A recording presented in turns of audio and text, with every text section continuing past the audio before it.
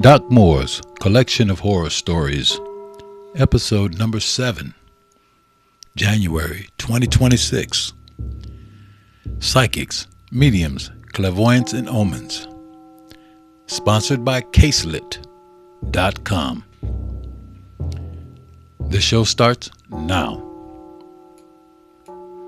Good evening, and welcome to Doc Moore's Collection of Horror Stories YouTube channel. Doc Moore's Collection of Horror Stories YouTube channel is sponsored by Caselit.com. Caselit.com design your uniquely perfect and very affordable phone case with AI. Create your stunning, one-of-a-kind phone case design using the power of artificial intelligence. From abstract art to nature scenes, Caselit offers a wide variety of Apple, Samsung, and Google phone cases. Caselit.com brings your vision to life. I got mine. Get yours. Shop Caselit.com. That's CASELYT.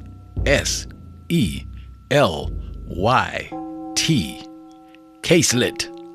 Caselit.com. Now, from Doc Moore's studio, high up in the mountains of central Oahu, Hawaii, here's your host, Dr. Stephen Moore. Aloha and welcome. I'm Stephen B. Doc Moore Sr., and for the next 30 minutes, we will explore psychics, mediums, clairvoyance, and omens. Tonight we'll examine these topics through literature research, historical accounts, scientific inquiry, religious text, and personal testimony.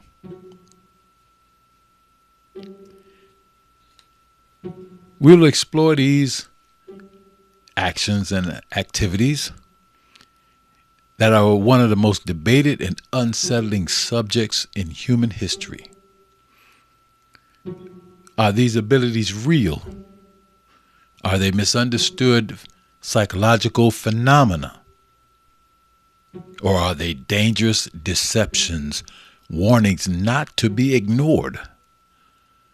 Yes, tonight we will examine these questions through literature and science, history and religion, and real-world testimony. Now we'll begin with scientific and academic perspectives involved with psychics and mediums. Scientifically, we look at parapsychology, the study of psychic phenomena. Parapsychology attempts to explain and verify claims of abilities such as seeing the future or interpreting omens through reproducible evidence. Now, throughout history, several well-known individuals have claimed or were believed to possess psychic or mediumistic abilities. Here's a few. Nostradamus, a French writer, became famous for predicting future events centuries beyond his lifetime through cryptic quatrains. Pythia, known as the Oracle of Delphi, served as the high priestess of Apollo and was believed to communicate divine messages through the dead. Edgar Cayce conducted psychic readings while in trance states, often providing health-related guidance. And Anna Eve Fay claimed to communicate with the dead on behalf of those seeking answers. Now, despite popular belief, the scientific community does not recognize psychic abilities as proven or verifiable. Parapsychologists continue to research extrasensory perception, or ESP, but results remain weak and inconclusive. Studies conducted by universities in both the United States and the United Kingdom examine mediumship and ESP under controlled conditions. the findings consistently fail to demonstrate reliable psychic capability. Now here's a controversial case. An article published in Psychology Today on August 13, 2023, described a controversial parapsychological chess experiment. A living chess grandmaster reportedly played against a deceased chess master, with a medium relaying moves from the dead player. Analysis by professional chess experts concluded that both sides demonstrated championship-level skill. While this is intriguing, the single event does not constitute peer-reviewed proof of psychic communication. To date, there remains no conclusive scientific evidence confirming that psychics and mediums can communicate with the dead or reveal omens. Now, on the other hand, debunking psychic claims. Many individuals dedicated their lives to exposing fraudulent psychics. Most notably, Harry Houdini attended seances to uncover deception. Houdini exposed sleight of hand tricks used to exploit grieving families and publicly denounced psychic frauds who profited from false claims of spirit communication. In fact, Houdini once told his wife that he would communicate with her beyond the grave. He would use a secret phrase known only to the two of them, and that is Rosabella Believe, Rosabella being a song both of them loved. Now, despite years of seance, 10 in fact, always on Halloween, Rosabella held seances but never heard from Houdini. The messages never came. Now let's talk about definitions. A psychic claims sensory abilities beyond normal perception, including telepathy, precognition, or mind reading. A medium claims the ability to communicate with spirits or the dead, often through seances, spirit writing, or tools such as Ouija boards. A clairvoyant claims clear vision of future events through extrasensory perception, often referred to as a sixth sense. Divination refers to rituals used to interpret signs. An omen is a perceived supernatural sign believed to foretell future events. Often associated with astrology, astronomy, animal behavior, or symbolic occurrences. Now, as we get into these definition and explanations, here's some trivia about mediums and psychics. Here's a question. What percent of people in America think psychics and mediums can communicate with the dead? And the answer is less than 30% believe that they can communicate with deceased persons. How much do you think psychics and mediums make? How much money do you think they make? Psychic and medium community makes approximately $2 billion annually in the U.S. What state in the United States has the greatest number of psychics and mediums making a living doing that type of work? Florida has the largest number of working psychics and mediums as a profession. Florida also has the highest numbers of mediums. California and New York rank second and third with psychics. And Texas ranks fourth for psychic residency. One more point about psychics and mediums. Supreme Court of the United States has determined that psychic readings and mediums are protected by the First Amendment. Still, psychic and mediums have been sued by clients because of the excessive costs of the information psychics claim to provide. These are removing curses and talking to the dead loved ones. So much for a trivia for psychics and mediums. Let's get back to what the literature says about psychics and mediums, clairvoyance, and omens. I did a literature research and review and dug up definitions and examples. A psychic is one who informs of having sensory powers beyond normal senses that enable an individual to be able to perform acts such as teleportation, mind reading, and precognition. A medium is one who can communicate with spirits, the dead, and living people. Their means of communication include seances, Ouija boards, spirit writing, and other practices. What is the difference between a psychic and a medium? A psychic typically has the sensitivity or power to predict the future and to know intimate knowledge of living persons. However, a medium has the ability to communicate with the spirits of the dead or to act as a liaison between living and dead. The difference is a medium cannot predict the future. A person who claims to be clairvoyant or sees the future has the ability to gain information through ESP or extrasensory perception, which is also known as the sixth sense. Divination is a means of seeing something through a ritual such as reading signs. And an omen is a paranormal event that involves foretelling the future that may include divine messages through astrology, astronomy, animal entrails, bird flights, bones, all to reveal a future event. But what about the religious text? What does the religious text says that scientists don't say?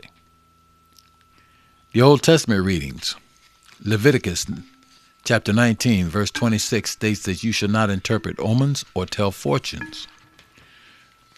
Deuteronomy chapter 18, verses 10 to 12 indicate that there shall not be found among you anyone who interprets omens or sorcerer, a charmer or medium, who practice divination or interprets omens, engages in witchcraft or casts spells, or who is a medium or spiritist who consults the dead.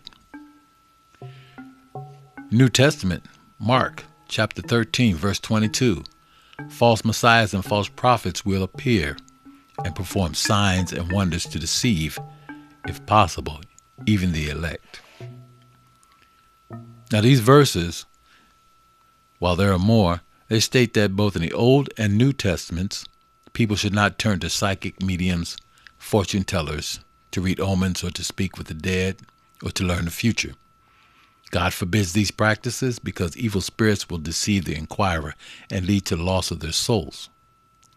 The point is, all these verses tell you to beware of being misled and only believe in God and have faith for assurance and confidence. Or what do people think in general about psychics and mediums and omens? I'll have the results of a survey I conducted after a word from our sponsor. Doc Moore's Collection of Horror Stories YouTube channel is sponsored by Caselet.com. Caselet.com. Design your uniquely perfect and very affordable phone case with AI. Create your stunning, one-of-a-kind phone case design using the power of artificial intelligence. From abstract art to nature scenes, Caselet offers a wide variety of Apple, Samsung, and Google phone cases. Caselet.com brings your vision to life. I got mine. Get yours. Shop Caselet.com. That's Caselet. Caselet. Caselet.com. Now, back to Doc Moore's Collection of Horror Stories YouTube channel. Topic: Psychics, Mediums, and Omens. All right, welcome back. A survey is a good tool to understand what people think about a topic. Now, I conducted an informal survey on this given topic. I asked random selected people this question: do you believe in psychic, mediums, clairvoyance, and if they can reveal omens? Here's just a few responses. And as usual, the respondents of all surveys will remain anonymous. No, I don't believe in psychics, mediums, none of them. Another one says scientists have not proven mediums and psychics are believable. I do believe some people are psychics and can see the future. The ones on TV seem legit. My husband and I are skeptics. We just don't believe it. We think they are misleading. Another person says, I guess I do believe in psychics. My mom used to say her palmist, and then she always got money, especially when we needed groceries. I don't think there are a few people who have psychic skills, but there are ones who actually have helped the police. I don't believe in psychics. How come they couldn't predict 9/11? Oh, here's another response. I do believe that we each have the ability to discern things more than others. In my ohana, the eldest female will receive a gift. She will be able to see things before they occur, have vivid dreams of present or future occurrences that actually come to pass, and see visions or sense when someone or something good or bad around them are prophetic concerning one thing or another. Another says, I don't believe people can see into the future, but there are people who can guess about the future. And this last one had a response to a survey, and in addition provided the story that informed her decision on omens, psychics, and mediums. And I'll present her insight after a quick word from our sponsor. Doc Moore's Collection of Horror Stories YouTube channel is sponsored by Caselet.com. Caselet.com. Design your uniquely perfect and very affordable phone case with AI. Caselet.com. That's Caselet. Caselet.com. Welcome back. We were discussing the results of my survey questions. Now I have a very interesting specific response, and I'll read it for you and then share you her words afterwards. Hello, Doc Moore. I share my story with you to answer your questions about omens specifically and to share my opinion on them. I believe omens are real and can occur to people on both spiritual and physical levels. Some people are psychic mediums and more sensitive to it than others and know what to look for, while others may receive omens that they choose not to think too deeply about. Either way, I think my sleep paralysis was an omen to the car accident I'm going to describe. I think the demons are able to predict the future, and the evil spirit or demon try to use that prediction of the future to instill fear in me, to steal my sense of peace and terrorize me. This is because this is what demons do. They try to steal and destroy people in any way and every way possible. However, the demon or spirit in my experience failed thanks to Yeshua. If I receive an omen again, I will just pray on it and try not to overthink. Personally, I am of the mind to put everything in God's hand and go with the flow.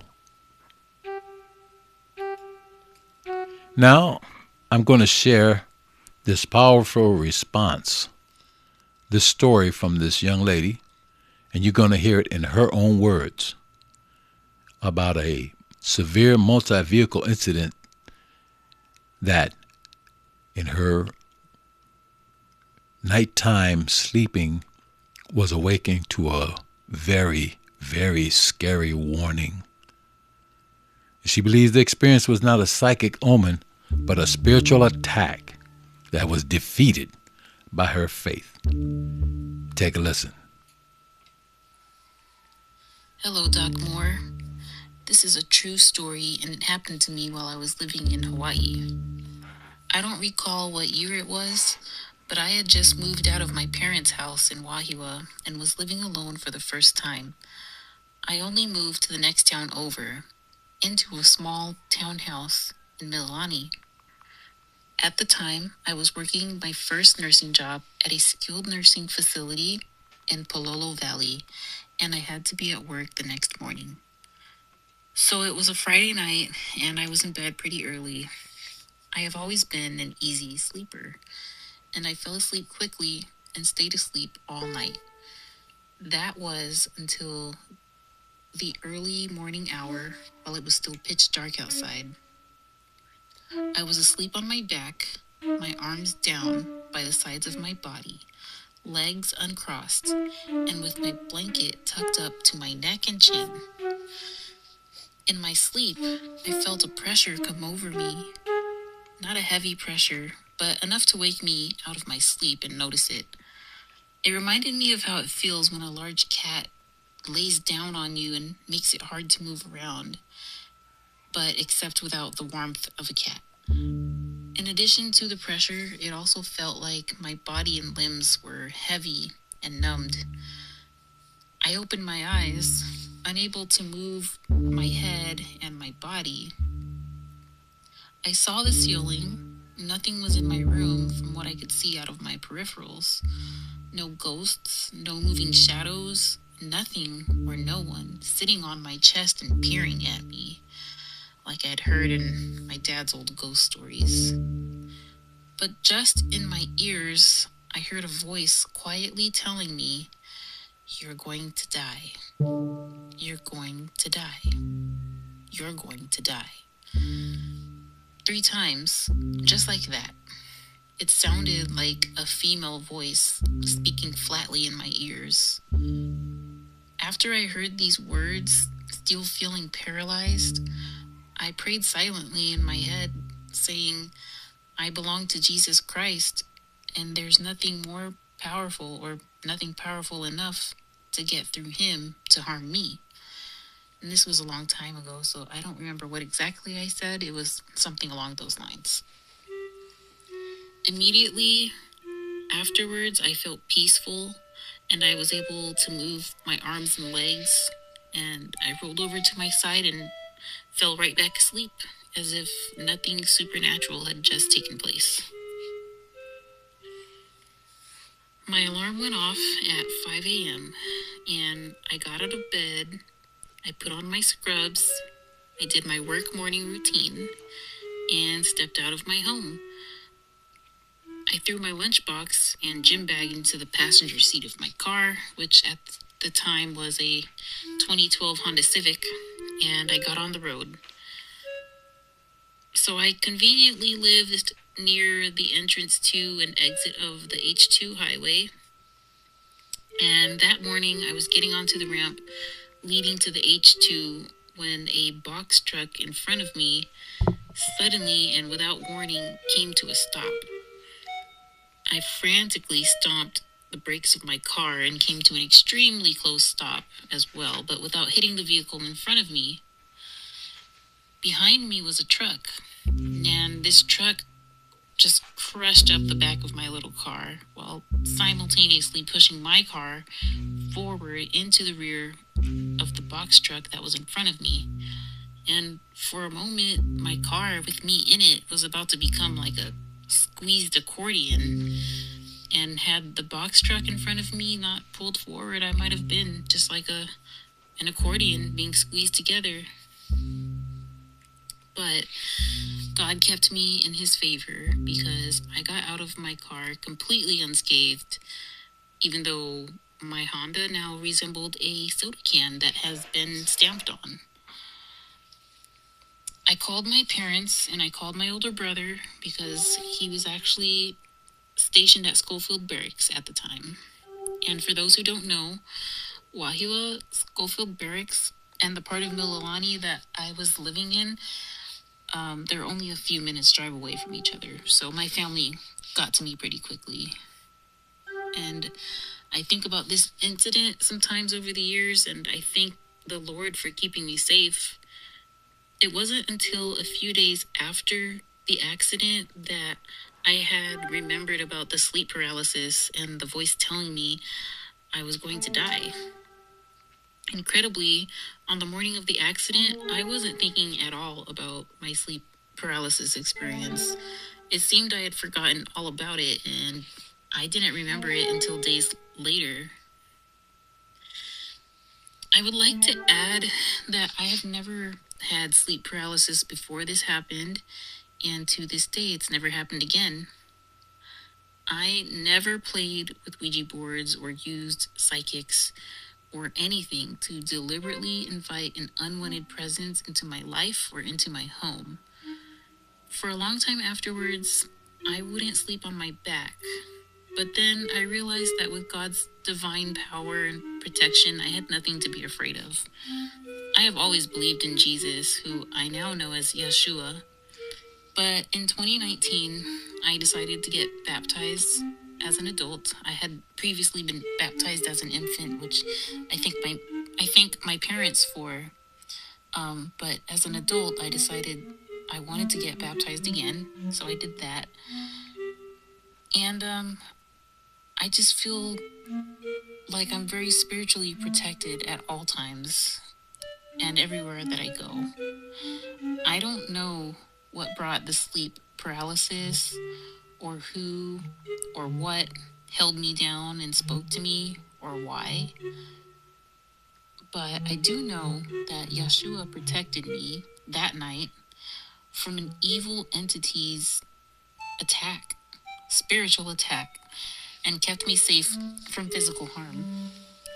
And I believe and I know that if you call upon his name, that's Yeshua or Jesus, surrender your life, walk with him, and put your faith in him, he will do the same for you.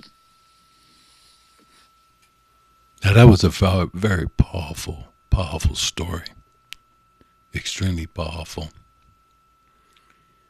This young lady's point was very detailed, and it was very good in how she believed in the power of God's love and protection played into her safety. It's a pretty good story, and I enjoyed it. I hope you did too. Now, in my book, Doc Moore's Collection of Horror Stories, I explore these themes. This particular theme, this topic of psychics and omens and mediums. And I explore these themes through fiction, inspired by real causes and real cases, such as The Haunted Rectory. A psychic medium named Annie Angelos confronts a violent entity, one that mocks belief. And it challenges her on her faith because it feeds on fear. And sometimes the most frightening encounters are not about the future, but about what watches us now. Here, take a listen to this. And remember, it's in my book, Doc Moore's Collection of Horror Stories.